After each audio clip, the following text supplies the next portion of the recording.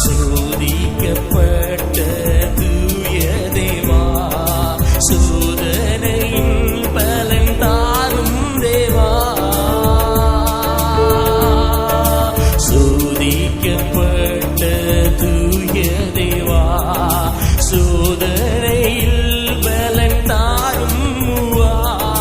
துன்பங்கள் தொல்லைகள் சூழ்கையிலே இன்ப ஒளியை என்னில் வீசியே இருள் நீக்குமே.